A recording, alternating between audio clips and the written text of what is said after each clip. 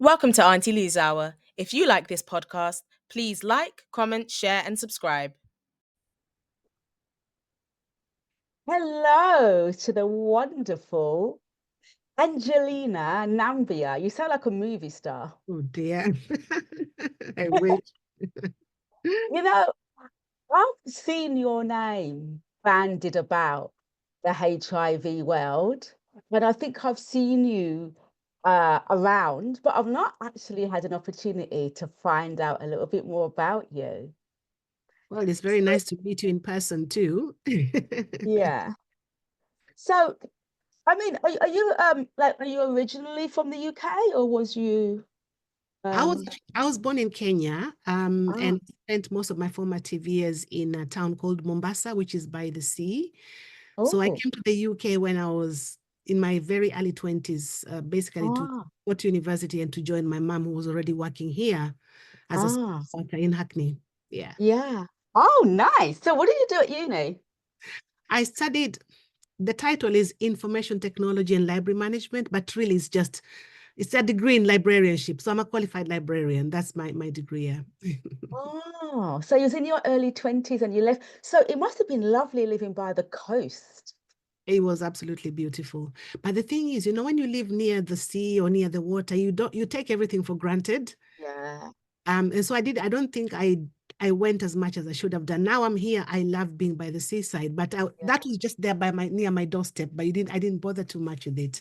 But it was Yeah. beautiful and hot. You know, I absolutely resonate with you, Angelina, because I spent a few years living in St. Lucia. It's a small Caribbean island. Yeah.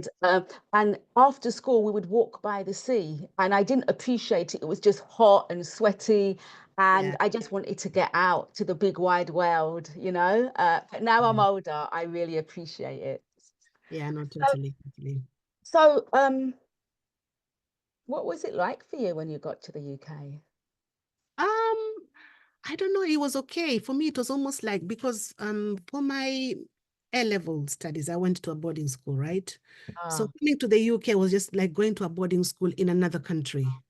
yeah, yeah, But yeah. it was okay. The only thing that was different was, I guess, the changing seasons and the weather.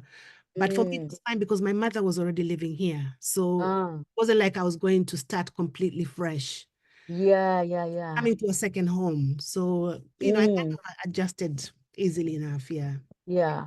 Yeah. So do you have brothers and sisters? I do have brothers and sisters. I have, well, all together we were five. Ah, I'm the youngest, but my brother, mm, who comes before me, passed away here. He had also been studying here in the UK. So he passed away many years, mm, the early 90s. yeah. Yeah. So I'm also the youngest of three, and my brother passed away in the early 90s. Really? Goodness. Yeah. So, Mm. so could you tell us like your story of how you found out that you were living with HIV? So I mean, I guess I have to go back to, I was in my finals at uni. I actually went to uni in Manchester. Ah, And I was in my finals. And during my final year, when I was just doing my final exams, I got very ill. And it was, I didn't know what it was at the time, but I was really quite unwell. So when I went to the GP, he says, "Oh, look in the mirror." And I said, "Have you looked in the mirror?" And I said, "Well, I've been quite unwell. So looking in the mirror wasn't really a priority for me." But I looked, in the GP surgery, they normally have a mirror by the sink. yeah. So I had a look, and all I could see was just a lot of yellow. So it turned out I was jaundiced. And so he sent me to the main hospital to go and have some tests. But then what happened was, soon after that, I finished my exams and I moved back to London because I was living with mom in London.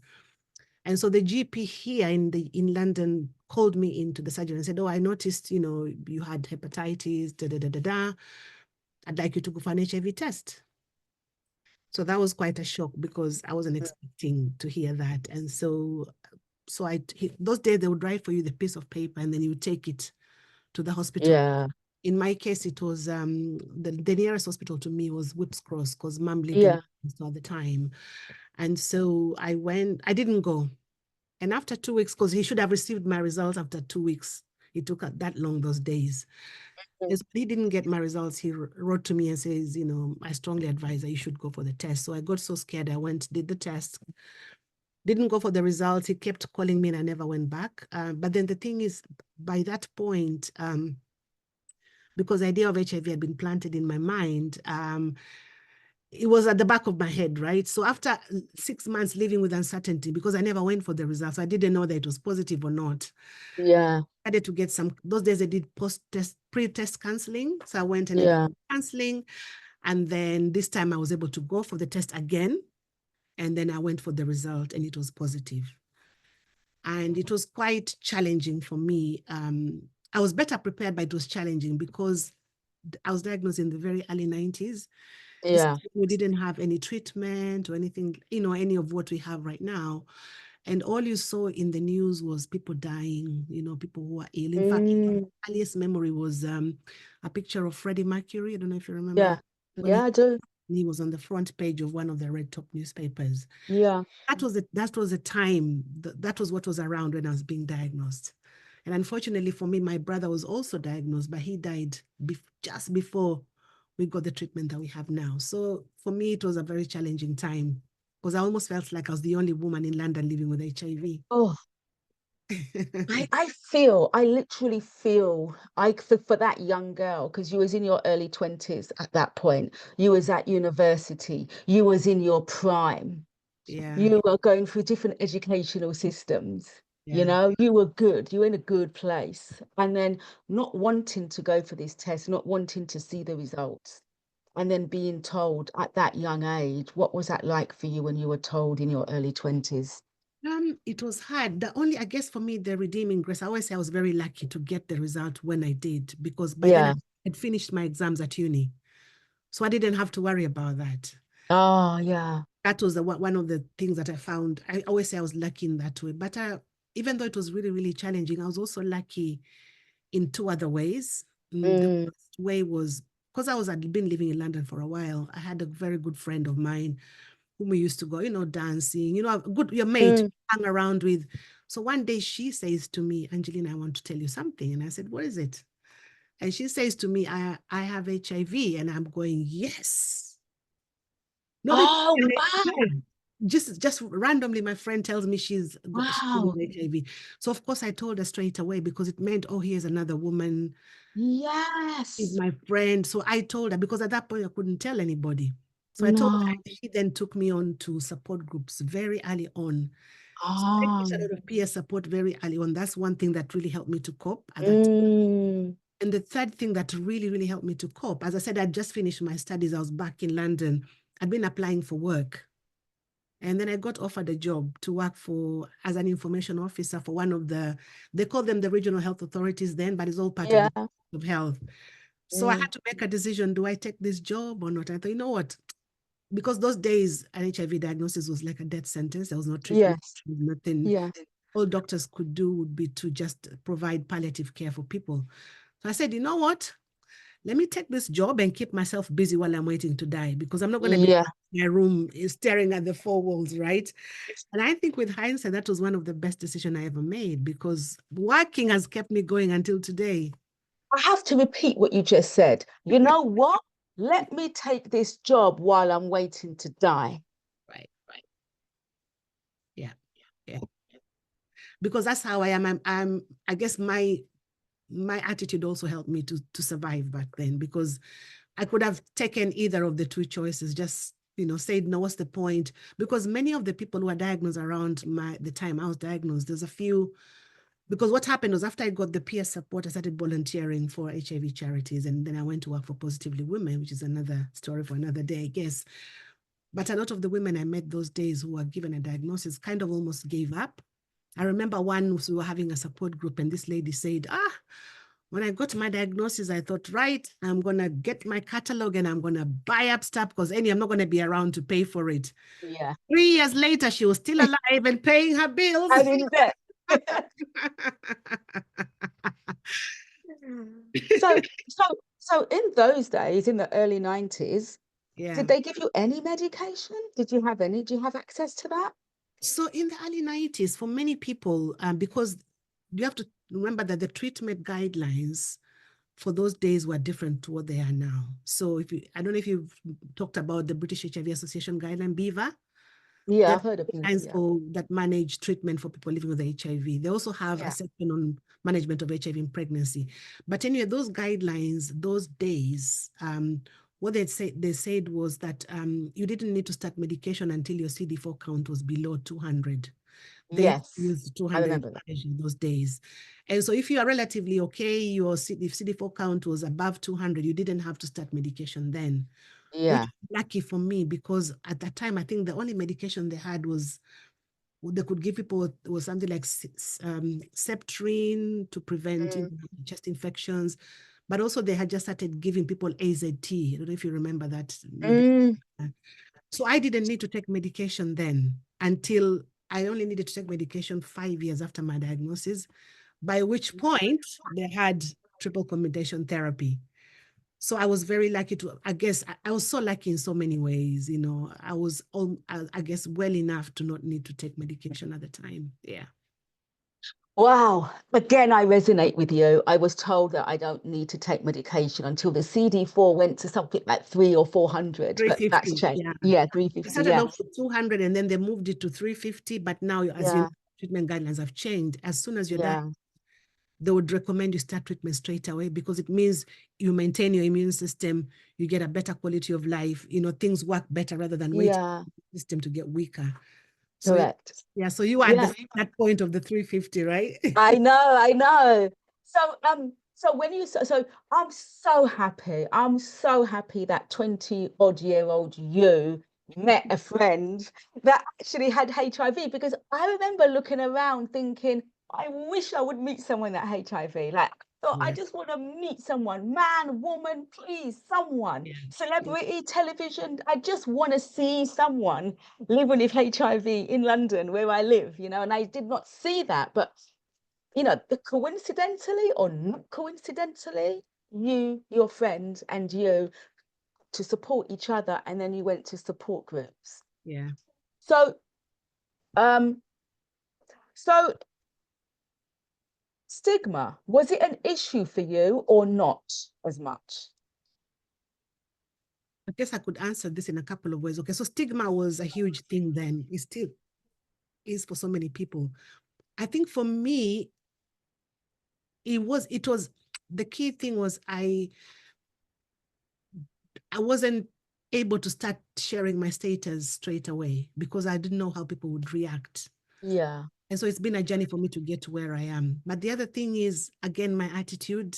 And over the years, even though I'm very open about my status now, I am, because I have I told my mom about my status and she was cool about it. In fact, it's another story to tell you about how I told yeah, my siblings are aware. My daughter, who was born without HIV, she's aware and they're cool about it. I have a yeah. group of friends. So I always say, if I tell somebody I have HIV and they don't like it, they can just take a walk, because actually they Mm, don't pay my bill, they don't feed me, they don't do anything for me. mm, But mm. I feel that I am in a privileged position to be able to say that, because if people don't like it, I still have friends, I still have family, Yeah, people who, if they tell their status, they can be thrown out of home, they can experience all sorts of things. So my attitude is about, I kind of, I'm not going to accept it. I'm not going to accept the stigma directed at me. I've experienced, some negativity, but that's like something I would rather not talk about. yeah, But other than that, that is the attitude that I take. But yeah, as I say, I'm very aware that not everybody can be open. And I think it's important yeah, for us who can be to be, because many others cannot be. And if yeah, you're safe enough to be open about your status is important, because that's the only way we can show society that actually women living with HIV are just like you and me. We don't have 3 eyes, we don't have 5 ears. We are yeah, mothers, we are sisters, we are lovers, yeah, we're friends. We're just like any other woman. We just happen to have a virus, which is like this, so tiny, it doesn't define who we are. yeah, But it's yeah. a journey to get to a stage where you can say that with So it confidence. is a journey, and I think for people who are open about their HIV status, I think we have a kind of understanding that that doesn't just happen. You don't just, there's not many people. I mean, I'm yet to meet someone that's had a HIV status and then they say, okay, yeah, that's fine. And they go, and it's not that deep. Most people have a period, different periods of adjusting. Yep. So I can imagine it was difficult for you, a number of different reasons. But how did you start to adjust and have the confidence to come out? How did you get there? So I think the first thing to mention is that peer support that I accessed Yeah, earlier on. So I started accessing a support group at, it was Body Positive. yeah, Used to be in our Scott, but a lot of the people who accessed the group were actually gay white men who, because they already knew how to do the support, they supported us. yeah, And then within that, we set up, there was a family group, which I started volunteering for. But I think the journey to get to where I am really matured when I started working for Positively Women, which is now called Positively UK. It was yeah. as Positively Women, set up by 2 women living with HIV. And for me, working there exposed me to meeting other women living with HIV who are open about their status. Yeah, So yeah, I started to learn from them. We used to have a magazine which we sent out to all the women who are registered using the services at Positively Women. And in the beginning, I was on the editorial team as well, very earlier on. And so this magazine was sent to women, but also to hospitals, to clinics, to places. And we used to write articles in there. And I remember the first article I ever wrote was, I just wrote by Angie, because you couldn't recognize who is Angie. Angie could be anybody. And then the next article I wrote, a few issues down the line by Angelina. yeah, And down the line, I wrote by Angelina Namiba. And by the next magazine, I was like, the cover of the magazine. yeah, But because I was learning from women who'd been there before, who'd been through that journey yeah, and steps. And I would also go along with some of the ladies. I remember they would go and do talks at schools or for hospitals, raising awareness. So I would shadow them and I would see what they did. And I would, so that's how I got to where I am today. It took a long time, but I got there. You got there. You know what? It's amazing because writing also was my step to coming out, writing. Mm. Isn't it true though? A problem shared is a problem halved. Yeah, absolutely. Absolutely. And the thing is, we all have a story to tell. Mm, And writing, I find writing so cathartic. I write, I do journaling. Sometimes I'm lazy, sometimes I'm not, but I find it so healing to write. And in fact, I don't know, maybe you're going to ask me about this. My friends and I, 5 women living with HIV, we all got together and we co-authored, co-edited this book called Our Stories Told by Us. It's about yeah, celebrating the African contribution to the UK HIV response. And the reason we wanted to write that book was because oftentimes when you read about African people living with HIV or Black people, it's always the negative. We are statistics, yes, we are recipients of services, we are victims. So what yeah, we wanted to do was to tell our stories in our own yeah, words. Because if we didn't do it, somebody else was going to write it for us. So we yeah, got together, we wrote, there's about 40 stories of different yeah, people with HIV, young, old, straight, gay, just their stories in their words, because yeah, we tend to share our narratives. But we've also got experiences of our allies. We call them allies, doctors, clinicians, research, yeah. people who set up organizations, because the HIV response has been a collaboration of people living with HIV as well as the other researchers, the other stakeholders. 100%. Yeah. To go back to your point, it was important for us to tell our stories. And I Mm, believe every person living with HIV or not has a story to tell. And okay, yeah. not all of us are writers. None of us started off writing. Mm, In terms of writing, you just need you need a bit of help. You need some prompts, yeah. lots of stuff around doing creative writing workshops with women. Mm, I've never written a word in my life. You give them a piece of work to do in 15 minutes, they've composed yeah. a serious looking poem that you're like, did you Yeah. have written before? So as you say, we can all write, but it's important that we're comfortable and safe enough to do it. but also it Yeah. needs some prompts and a bit of help once in a while. Oh, so what do you do now, Angelina? You're still part of the HIV world, and what are you doing now? Okay, I wear so many hats. Yeah. One of the hats I wear is I'm a founder member of a small charity called the Forum Network of Mentor Mothers Living with HIV. Uh-huh. This is a small perinatal peer mentoring project where we train, mentor, and skill up women living with HIV to support them Mm-hmm. through the pregnancy journey, but also just for their own personal development. We do Yeah. a lot of informational webinars and training sessions, and there's a virtual, it's a network of women living with HIV. We have a virtual series called Date Night. Date night is where it's a time for us to get together, to connect, to share, etc. But also within that, because we recognize that as women living with HIV, quite a lot of us experience mental health issues. Yeah. Mental Yeah. well-being is not always, Yeah. and so within the date nights, what we do is we have a clinical psychologist who comes in the first hour, so that Mm-hmm. all the women have access to the clinical psychologist to have a chat. Sometimes she, gives us tips and strategies and stuff, Yeah. talk through stuff. And then the second hour is just us doing the talking. So that's part of what we do. We also work with the Mm. researchers. We do a lot of talks at conferences to raise awareness. We do training sessions. Yeah, but at the end of the day, it's a network of women living with mental mothers living with HIV, but other women who have an interest. And so we support each other. We provide a platform for women to get information, to build up their skills. That's just part of what we do. But I'm also Yeah. I do lots of stuff with the researchers. I'm also on, Uh-huh.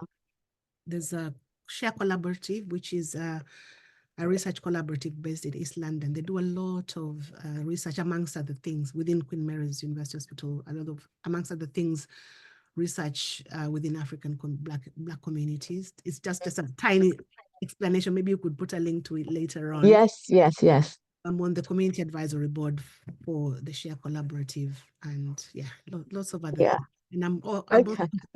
a trustee of the National AIDS Trust and safe. Okay, yeah. Yeah. Yeah. All right. Mm. Okay. Okay. That's good. That's good. Yeah. So, so like earlier on, you said, HIV is just a small part of it. You're a real person. You're a woman. You're a mother. You're a, sister, daughter, etc. But Yeah. you also like sewing and crochet and theatre. I do love to do that. When that's kind of like my downtime, it's Yeah. also part of my healing. I do love to crochet. I learned to crochet when I was back home in Kenya and Ah. a teenager. So, I mean, my mom had left years before, but I didn't have any pocket money or anything like that.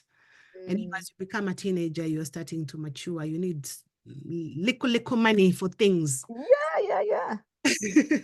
So yeah, so I started to do crochet. I used to crochet baby sets and sell them to families who are having babies, so I could start to make. Oh, So that's where my love for crocheting is. Sewing, we did needlework in school, but now yeah. what I do is I hand crochet U equals U t-shirts.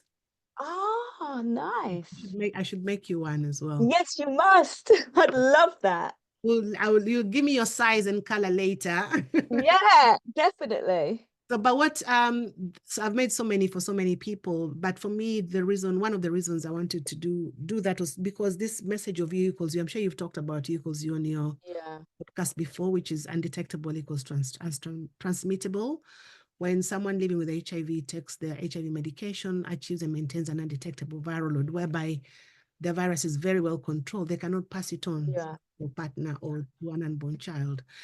So I started to make those t-shirts as a way of just raising awareness, but being able to have a conversation about U equals U without doing a PowerPoint presentation. Yeah, yeah, yeah, yeah, yeah. But if people want to know how to, I don't know if you've spoken to my friend Susan Cole, who's a broadcaster. I've contacted her. We're gonna finally try and get a date together. You should, you Yeah, should yeah, definitely. yeah, yeah, yeah, yeah. He is Yeah, we're in incredible. contact, but we're just trying to pin down a date. She's really busy, just like you. Yeah, no, she's So, incredible. We should. So I thought we did a short video, 15 minutes, mm. because we wanted to also do a video to teach people how to make their own U equals U t-shirts. Oh, I'll nice. send you a link. Maybe you could share with your listeners. Yeah, definitely. Called U equals U t-shirt making, fixing HIV stigma one stitch at a time. But Nice. it's hilarious because she can sew to save a life. Ask her about it when you speak to her. I will do. Ah, that's wonderful. I mean, there's something quite special about women using their creativity, because it's not just about, looking after the kids and trying to get money and food on the table. It's also about having space to create yourself. And there's nowhere better than doing that in community, It's you know? amazing. It's And incredible. HIV, yes, it can be quite a challenging, heavy subject, brings people together. There's It does. something quite positive about bringing communities together through sewing, crocheting, making t-shirts, Yeah, no, I love it. Because I sit there and I'll do sewing when I'm watching, some series on Netflix or. What are you watching? So at the moment, I'm actually started watching Unforgotten, but it's on ITV. Okay. Unforgotten, it's a series. I love detective series. Oh, But detective. I'm watching Sherlock. Oh, But I love Unforgotten Sherlock. is about this team of detectives who investigate age-old, crimes that happen long Yeah. crimes. I love it. I don't like Yeah, crime. I just like the yeah, I analysis. know. Me too. Well, listen, it's nearly Prosecco o'clock. Oh, And so I post the links to how people can get in contact with you. But before I do, how can people purchase the book? Where would they go to find the book? And tell us the name again. so they just need to go to Okay, www.ourstoriesttoldbyus.org. okay, lovely. And I'll And put the link. Yeah, they can get it there. And it's on all the usual purchasing channels like Amazon, yeah, Waterstones. yeah, But if you just go to the website, you can click on a link and you can yeah. purchase one. Yeah, that would be amazing. Okay, so listen, Angelina, beautiful Angelina, you have done some amazing things. I thank you for being so visible. So people like me coming behind you can see people like you, and recognize myself in you, etc. And the more of us that do this, the better.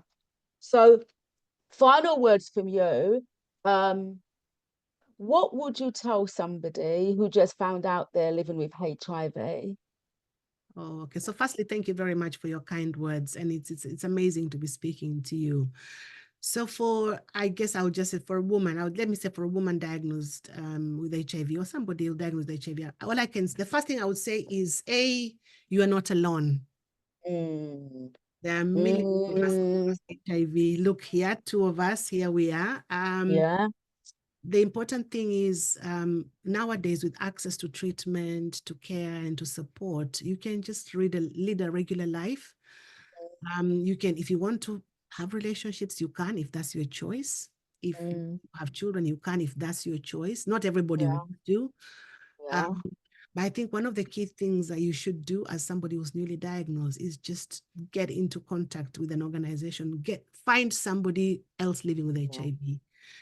If you don't know any organization near you, ask your doctor. They will find somewhere for you to go. Because for me, there is no equating the value that you can place on peer support. Meeting another woman, meeting another man, meeting another person living with HIV, and being able to talk to them, because only someone who's walked in your shoes can understand what you're going through. And once you get that support, just talk to somebody else, and then you can move on with your life. You can actually live your best life once you've sorted everything out. Oh, thank you. Thank you so much for your time. I'm gonna stop now, but stay on the line. We'll have a quick chat afterwards. Thank Thank you. you. Love it. Thank you very much. Thanks for having me on. You're welcome. For watching Auntie Lou's Hour. If you enjoyed today's episode, make sure to like, comment, share, and subscribe.